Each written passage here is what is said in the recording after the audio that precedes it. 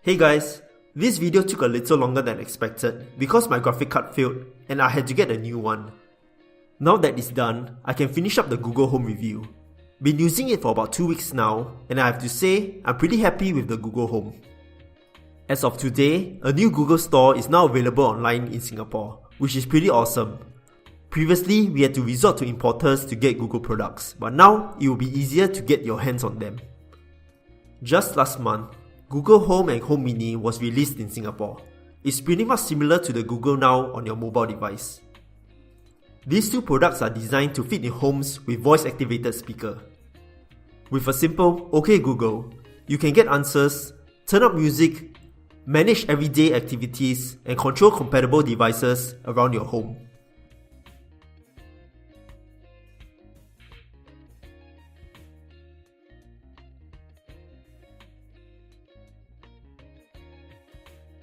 The Google Home Mini has a pretty simple design, fabric on top with rubber feet to keep it in place. As for connections, there is a micro USB port with an on-off mute button. At the top, there are 4 LED lights that show the volume and it lights up when you speak to it. There are also 2 sensors on the left and right that controls the volume, playback media, and stop a ringing alarm or timer. If you wish to reset, press and hold on the circle at the bottom. Speaker-wise, it's pretty loud across the room, but does lack some punch. As for Google Home, it's a more futuristic design with a touch surface at the top, fabric at the bottom, and also rubber feet below.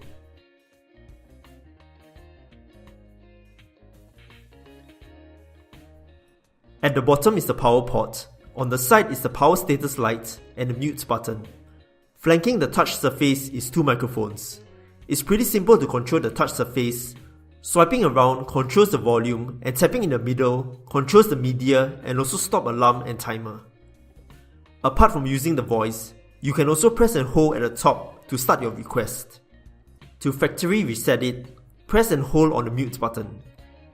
I kind of prefer the sound from the Google Home more than the Home Mini, and you can also set the volume using your voice. OK Google, set the volume to 75%.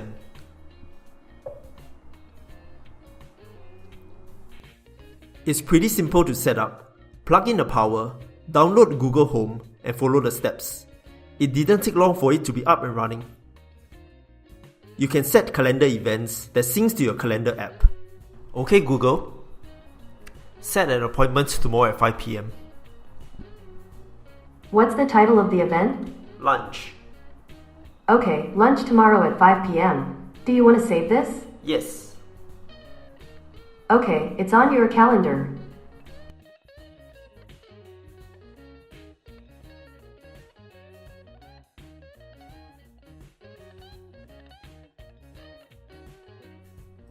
Setting a timer.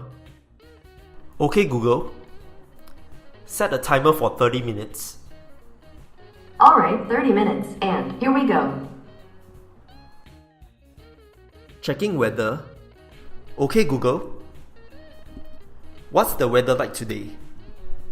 The forecast today for Singapore is 84 and mostly cloudy. Right now, it's 86 and mostly cloudy. Checking traffic conditions to your location. OK Google, how is the traffic condition to Takashimaya? On your way to Takashimaya department store, traffic is lighter than usual. The route via Central Expressway is the fastest. It is 22 minutes by car. I've sent the directions to your phone.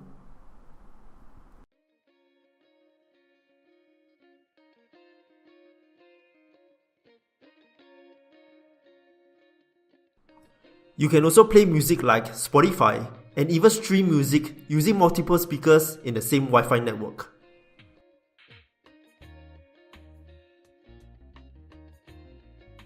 With Chromecast, you can turn your TV into a smart TV.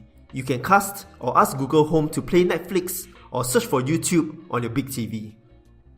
Play Just an Average User on bedroom TV. Okay, playing Just an Average User from YouTube on bedroom TV.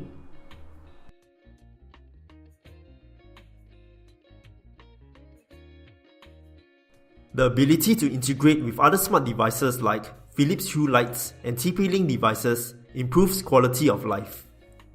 Simply using your voice to control lights and electronics are like a dream come true. With more brands like Xiaomi adding more products that is compatible with Google Home, we consumers will have more to choose from. So far, it's been lots of fun playing around with Google Home, and I highly recommend to anyone who is thinking of giving it a try. There will definitely be more updates on both Google Assistant and future products, and I think it's a good investment to make our home a smart one. That's all for this video. I hope you enjoyed it, and see you guys in the next one.